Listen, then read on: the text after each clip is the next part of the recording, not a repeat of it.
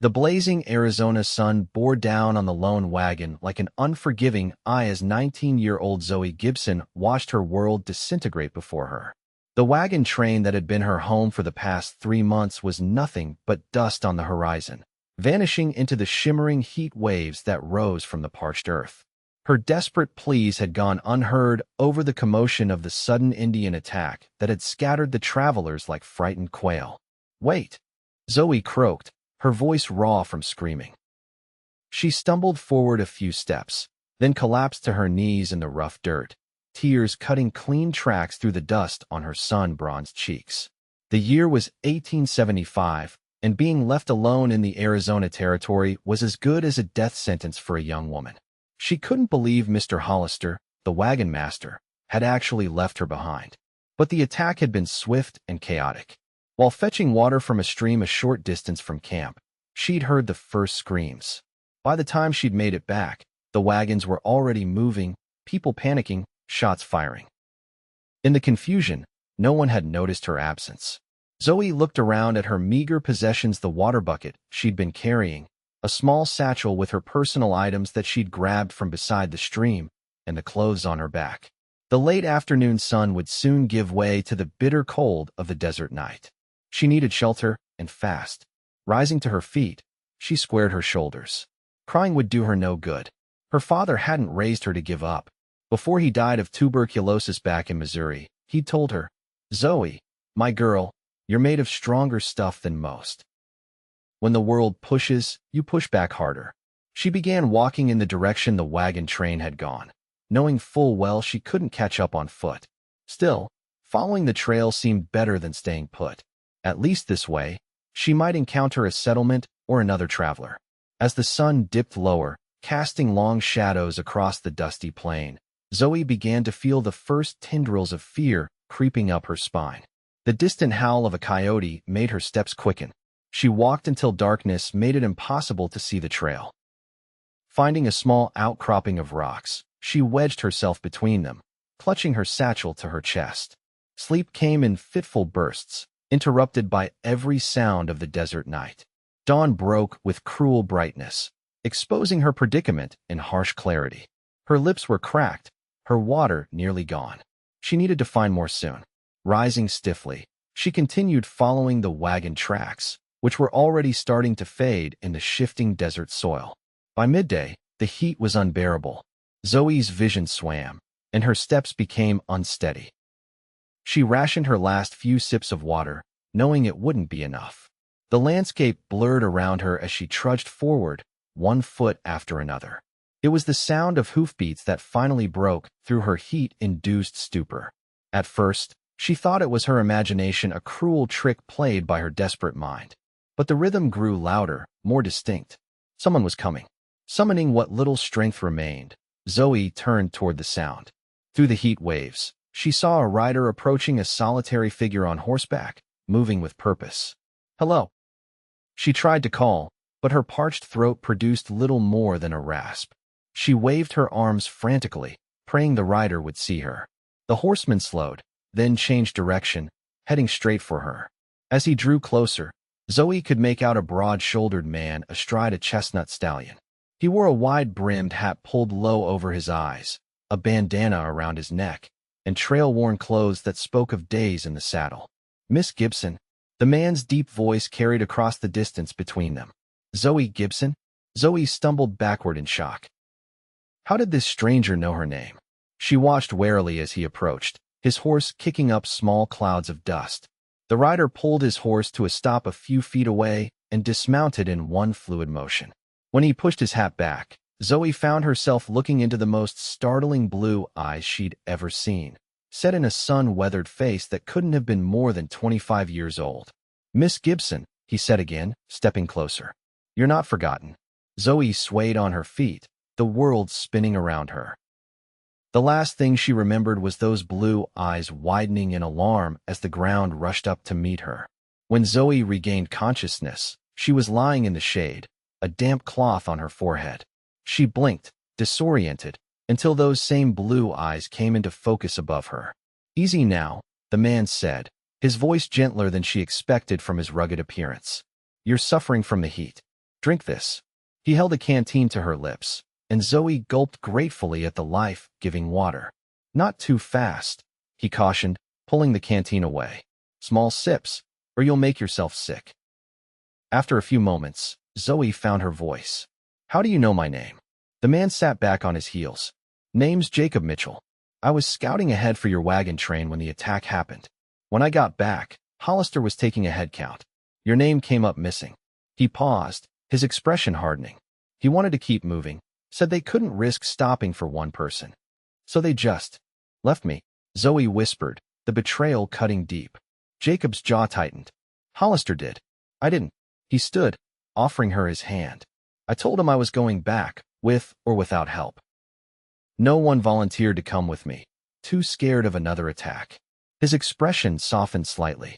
But I wasn't about to leave a young woman alone in this territory. Zoe took his hand, letting him help her to her feet. Thank you, she said simply, the words inadequate for what his return meant. Can you ride? Jacob asked, glancing at his horse. We need to get moving if we're going to find water before nightfall. There's a spring about 10 miles from here. Zoe nodded, though she wasn't entirely sure her legs would hold her. I can ride. Jacob helped her onto the horse before mounting behind her. His arms came around her as he took the reins, and Zoe felt an unexpected security in their strength. Hold on, he instructed, and they set off across the desert. As they rode, Jacob explained that he worked as a scout and sometimes as a guide for settlers heading west. He'd been hired by Hollister for this particular journey to Phoenix. What will happen now? Zoe asked over her shoulder. Will we catch up to the wagon train? There was a pause before Jacob answered. That depends on you. They're headed to Phoenix, another week's journey at least. I can take you there, or I can take you to Tucson. It's closer, 3 days' ride, and I know people there who might help you get settled. Zoe considered this. She had been traveling with distant relatives, her mother's second cousin and his family, but they'd made it clear she was a burden they'd accepted out of obligation after her father's death. They likely wouldn't miss her much. What's in Tucson? She asked. It's growing fast. Mining operations, ranches, businesses looking for help. A young woman with some education could find work as a teacher's assistant or in a shop. Zoe thought about her options. The wagon train represented security, but also the continuation of her status as an unwanted charge. Tucson represented uncertainty, but also possibility. Tucson, she decided, surprising herself with her firmness. Jacob nodded, his chin brushing the top of her head. Tucson it is. They reached the spring just as dusk was settling. It was a small oasis in the desert, with a bubbling spring surrounded by cottonwood trees and scrub vegetation. Jacob helped Zoe dismount, his hands strong and steady at her waist. I'll set up camp, he said, already unloading supplies from his saddlebags. You should rest. But Zoe wasn't about to sit idle while he worked. I can help, she insisted. I'm feeling much better now. Jacob gave her an appraising look, then nodded. All right, you can gather kindling for the fire.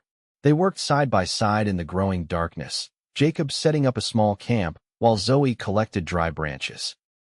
By the time night had fully fallen, they had a small fire crackling and a pot of beans cooking over the flames. Tell me about yourself, Miss Gibson, Jacob said as he handed her a tin plate of beans and salt pork. Please, call me Zoe, she replied, suddenly self-conscious under his steady gaze. There's not much to tell. My father was a carpenter in St. Louis. After my mother died of influenza when I was 12, it was just the two of us. When father got sick last year. She paused, the grief still raw. My only living relatives were heading west. They agreed to take me with them, though I think they were hoping I might find a husband along the way so I wouldn't be their responsibility anymore. Jacob listened intently, his expression thoughtful. And what do you want, Zoe? Not what your relatives want for you, what do you want for yourself? The question startled her. No one had asked her that in a long time, perhaps ever. I want. She hesitated, sorting through dreams long suppressed. I want to make my own way. I'm good with numbers and letters. Father made sure I was educated. I'd like to use that somehow. Jacob nodded, as if her answer satisfied him. Tucson might be just the place for that. It's rough around the edges, but there are decent folks there too. What about you? Zoe asked, curious about this man who had ridden back for a stranger when her own kin had left her behind. A shadow passed over Jacob's face. Born in Kentucky. Father was a blacksmith. After the war, there wasn't much left for us there. We came west when I was 15. He poked at the fire with a stick. Lost my parents to cholera 5 years ago. Been working as a scout ever since. I'm sorry, Zoe said softly. About your parents. Jacob shrugged, but his eyes reflected the firelight with a shimmer that might have been unshed tears. Life out here is hard. You learn to keep moving forward. They fell into a comfortable silence, the crackling of the fire and the distant call of night, birds the only sounds. Zoe found herself studying Jacob's profile, the strong line of his jaw, the way his hair curled slightly at the nape of his neck. There was something reassuring about his presence, a quiet strength that made her feel safe for the first time since her father's death. You should get some sleep, Jacob said, breaking into her thoughts. I'll take the first watch. Wake me for the second, Zoe insisted. I can keep watch too. A small smile quirked the corner of Jacob's mouth. All right, I'll wake you in a few hours. Zoe settled onto the bedroll Jacob had laid out for her, pulling a blanket up against the desert night's chill. As exhaustion overtook her, she found herself oddly grateful for the circumstances that had led her here, under the vast canopy of stars, with this enigmatic man standing guard over her sleep. True to his word, Jacob woke her a few hours later. Zoe sat by the fire, rifle across her lap as instructed, while Jacob slept nearby. She watched the rise and fall of his chest, wondering at the kind of man who would risk his life to go back for someone he didn't even know. The next morning, they set out at dawn. The day's ride was long and grueling, the sun beating down relentlessly. Jacob was a quiet companion, but not an unpleasant one. When they stopped to rest the horse, he shared stories of the land they passed through, which plants were edible, which valley had once been the site of an Apache camp, which mountain pass had been used by Spanish explorers a century earlier. Zoe soaked up his knowledge eagerly, asking questions that made Jacob raise an eyebrow in surprise. Most folks just want to get where they're going, he commented as they mounted up again. They don't much care about what they're passing through. My father always said you can't know where you're going if you don't understand where you are, Zoe replied, settling in front of him on the horse. She felt, rather than saw, Jacob's smile. Your father sounds like a wise man. He was, Zoe said softly. I miss him every day. Jacob's arm tightened briefly around her waist, a gesture of comfort that warmed her more than it should have. That night, they camped near a small creek. Zoe insisted on helping with every task, from unsaddling the horse to preparing their simple meal. Jacob watched her with a growing respect in his eyes. Most city women I've guided have been helpless out here, he observed as she expertly built the fire. You adapt quickly. Zoe smiled, pleased by his approval. I'm a quick study, and I've never been afraid of hard work. After they ate, Jacob pulled out a battered deck of cards. Know how to play poker? Zoe's eyes sparkled with mischief. My father taught me. He said it was a useful skill for understanding people. Jacob shuffled the cards with practiced ease. Smart man. What shall we wager? I don't think you've got much money on you. Stories, Zoe suggested.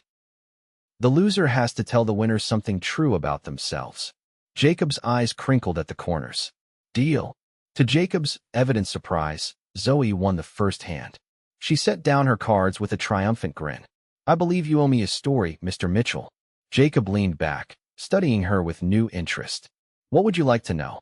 Why did you really come back for me? Zoe asked, the question that had been burning in her mind since he'd appeared in the desert. Jacob's expression grew serious.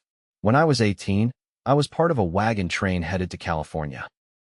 There was a young man, not much older than me, who went missing after a river crossing. The wagon master, not Hollister, a different man, said we couldn't wait, couldn't go back. He paused, his eyes focused on something far away. 2 days later, we found him. He'd followed our trail, walking day and night. But the exposure, the lack of water. Jacob's voice grew tight. He died that night. I swore then I'd never leave anyone behind if I could help it. The weight of his words settled between them. Zoe reached across and squeezed his hand. Thank you for coming back. Jacob nodded, shuffling the cards again. Your deal. The next hand went to Jacob. He eyed Zoe with curiosity. Your turn for truth. What scares you most about being out here? Zoe considered the question. Not what you might think. Not Indians, or wild animals, or outlaws. She looked up at the star-filled sky. What scares me is the possibility of disappearing without a trace, of no one remembering I was ever here. Jacob's gaze held hers across the fire. I'd remember, he said quietly. The moment stretched between them, filled with unspoken meaning. Finally, Zoe broke eye contact, gathering the cards with suddenly trembling hands. They played a few more hands, trading stories that grew increasingly personal. Jacob's dream of someday having his own ranch, Zoe's secret wish to write stories about the West for Eastern newspapers. As the fire burned low, Jacob stood to add more wood. We should get some sleep. Long day tomorrow. Zoe nodded, suddenly aware of the intimacy they'd shared through their simple card game. She retreated to her bedroll, but sleep was long in coming, her mind filled with images of Jacob's face in the firelight, the way his eyes had held hers when he'd said, I'd remember. The next day brought a new challenge, a summer thunderstorm that swept across the desert with frightening speed. They sought shelter in a shallow cave as lightning split the sky and thunder shook the ground. Will the storm delay us much? Zoe asked, wringing water from her soaked skirt. Jacob shook his head. These storms pass quickly. We can still reach the foothills by nightfall. True to his word, the storm blew itself out within an hour, leaving the desert washed clean, the air fresh and cool. As they continued their journey, Zoe found herself increasingly aware of Jacob's presence behind her, the solid strength of his chest against her back, the way his breathing matched the rhythm of the horse's gait. That night, as they made camp in the shadow of distant mountains, Jacob seemed unusually quiet, almost withdrawn. Zoe watched him as he tended the fire, wondering what thoughts were troubling him. Jacob, she ventured, is something wrong? He glanced up, startled by her question. No, just thinking. About what? Jacob hesitated, then sighed. About tomorrow. We'll reach Tucson by mid-afternoon. Isn't that good news? Zoe asked, puzzled by his demeanor. Of course, he said quickly, too quickly. You'll be safe there. I know a widow who runs a boarding house. She's always looking for help. You could stay with her while you find your feet. Zoe studied his face, trying to understand the shadow that had fallen over him. And what will you do? After you've delivered me safely? Jacob shrugged. What I always do. Find the next job. There's always someone needing a guide. The thought of Jacob riding away, continuing his solitary existence, left Zoe with an unexpected hollow feeling in her chest. In just 2 days, this man had become important to her in ways she hadn't anticipated. It seems a lonely life, she observed quietly. Jacob's eyes met hers across the fire. It's the life I know. Is it the life you want? Zoe pressed, echoing his own question to her from their first night. A muscle worked in Jacob's jaw. Wanting and having are two different things, Zoe. They don't have to be, she said softly. The tension between them was palpable, filled with unspoken possibilities. Jacob broke eye contact first, rising abruptly. I'm going to check on the horse. Zoe watched him walk away, confusion and a strange hope warring within her. There was something growing between them, she wasn't naive enough to miss it. But would either of them have the courage to acknowledge it before their paths diverged? When Jacob returned, the moment had passed. They spoke little for the rest of the evening, each lost in their own thoughts. Yet Zoe couldn't help noticing how Jacob's gaze returned to her again and again when he thought she wasn't looking. The next morning dawned clear and promising. As they packed up camp for the final leg of their journey, Zoe felt a growing apprehension. By nightfall, she would be in Tucson, starting yet another new chapter of her life without Jacob. The realization struck her with unexpected force. In just 3 days, this man had come to mean more to her than the relatives she'd traveled with for months. He'd risked his life to save hers, had shown her kindness and respect, had listened to her dreams without dismissing them. Jacob, she began, then faltered, uncertain how to express what she was feeling. He looked up from saddling the horse, his expression guarded. Yes. The word stuck in her throat. What right did she have to ask anything more of this man who had already given so much? Instead, she said, thank you. For everything. A flicker of something disappointment crossed Jacob's face before he nodded. Just doing what's right. They rode in silence for much of the morning, the growing heat matching the tension between them. When the distant buildings of Tucson appeared on the horizon, Zoe felt her heart sink. Their journey was almost over. There it is, Jacob said unnecessarily. We'll be there in an hour or so. Zoe nodded, not trusting herself to speak. She leaned back slightly, allowing herself the small comfort of feeling Jacob's solid presence behind her one last time. As they approached the outskirts of town, Jacob suddenly pulled the horse to a stop. Zoe, he began, then shook his head. Never mind. What is it? She asked, turning slightly to look at him. Jacob's eyes were troubled. It's nothing. We should keep moving. Jacob Mitchell, Zoe said firmly. I believe you owe me the truth.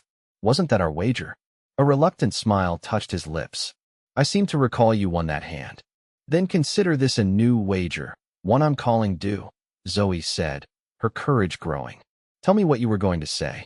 Jacob took a deep breath, his arms tightening slightly around her waist.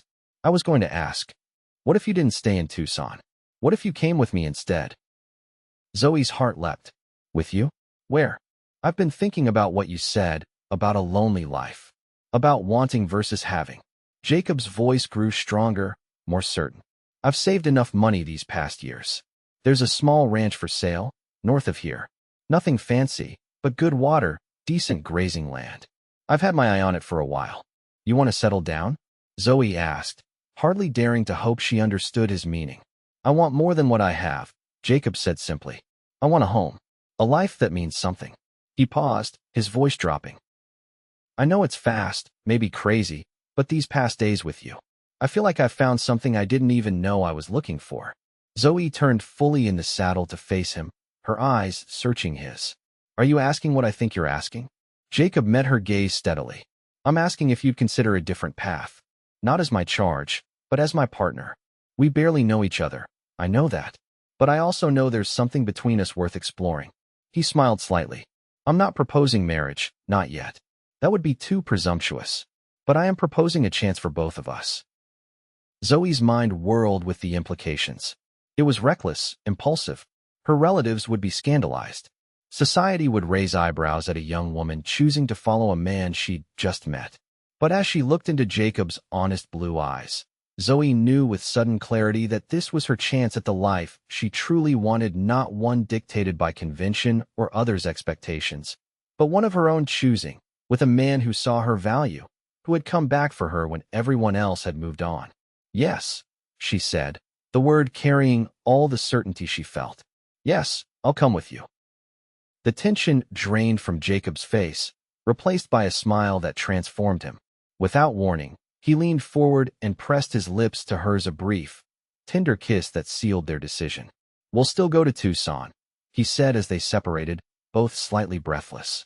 You'll need proper supplies if we're going to look at that ranch. And we should get married first. I want to do this right. Zoe laughed, joy bubbling up inside her. Are you proposing after all, Mr. Mitchell? Jacob's eyes crinkled at the corners. I believe I am, Miss Gibson. Will you marry me? Not because you need my protection or because it's expected, but because you want to build something with me.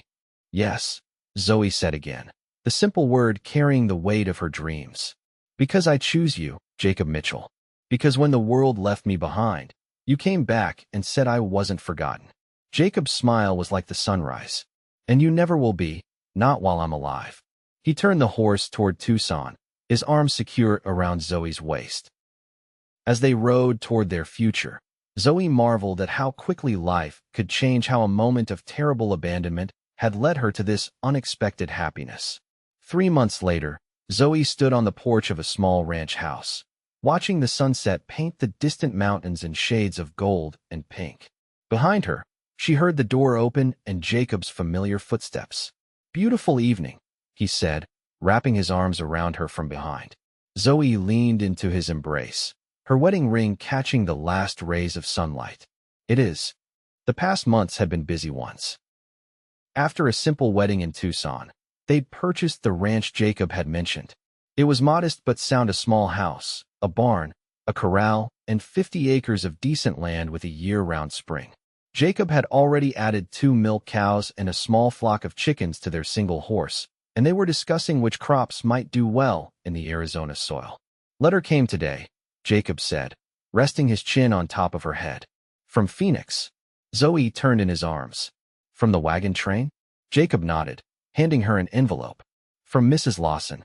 She was asking after you. Zoe took the letter, remembering the kind woman who had shared her wagon for part of the journey. I'm glad she made it safely. She writes that your relatives claimed you must have been taken by Indians. They held a service for you before continuing on to California. Zoe shook her head, a wry smile on her lips. How convenient for them to believe me dead. Mrs. Lawson never believed it. She's the one who told me where to find you that day, Jacob said. She noticed you were missing right away, tried to convince Hollister to wait. I'll write back to her tomorrow, Zoe decided. Let her know I'm not only alive, but happier than I've ever been.